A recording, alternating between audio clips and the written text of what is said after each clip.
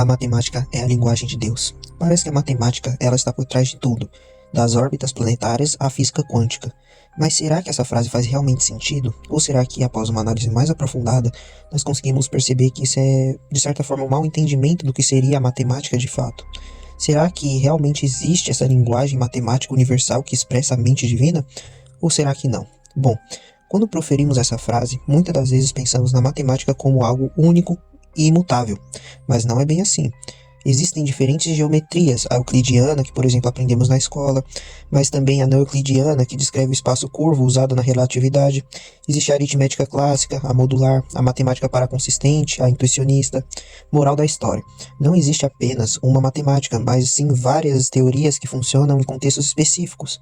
Muitas das vezes essa imagem de matemática que a gente tem como algo único, na verdade está errada. E muitas das vezes essa imagem é transmitida também pela linguagem comum do pessoal, que geralmente não está muito familiarizado com com as diversas teorias matemáticas, né, por assim dizer, que existem. Então, acabam tratando a matemática como algo único. E aí acaba vindo esse mal entendimento e essa frase de que a matemática seria uma linguagem única e universal, sendo que não é esse o caso após uma análise mais aprofundada.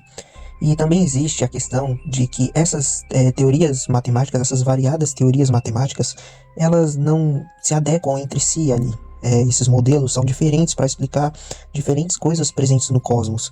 Por exemplo, a incompatibilidade física, por exemplo, com a relatividade geral, que descreve incrivelmente bem o cosmos, né, em grande escala, com a mecânica quântica, que descreve com uma precisão absurda o mundo microscópico.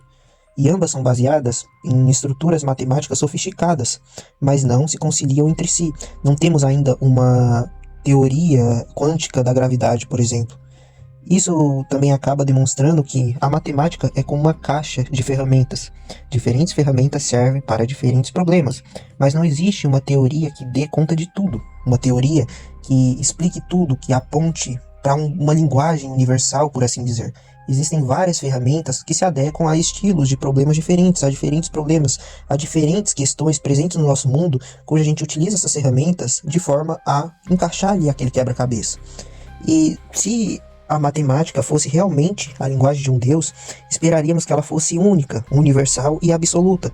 Mas o que vemos é diversidade, fragmentação e até incompatibilidade entre essas teorias matemáticas diversas. Aí surge a dúvida, né, por assim dizer. Será que a matemática é a linguagem de Deus ou uma ferramenta que nós utilizamos para entender as relações das coisas do universo? O naturalista, ele pode muito bem dizer que a matemática, essas teorias, essas verdades matemáticas se dão por conta da verdade ali, da interação desses objetos do nosso mundo. Você também pode apelar ali para universais, né?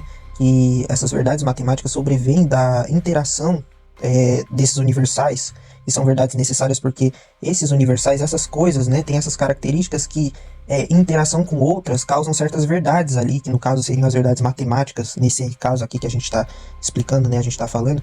Então não haveria superioridade explanatória do teísmo em comparação com o naturalismo, com o ateísmo, porque ainda ficaria por se explicar no teísmo do porquê Deus escolheu essas verdades matemáticas ao invés de outras, é totalmente arbitrário.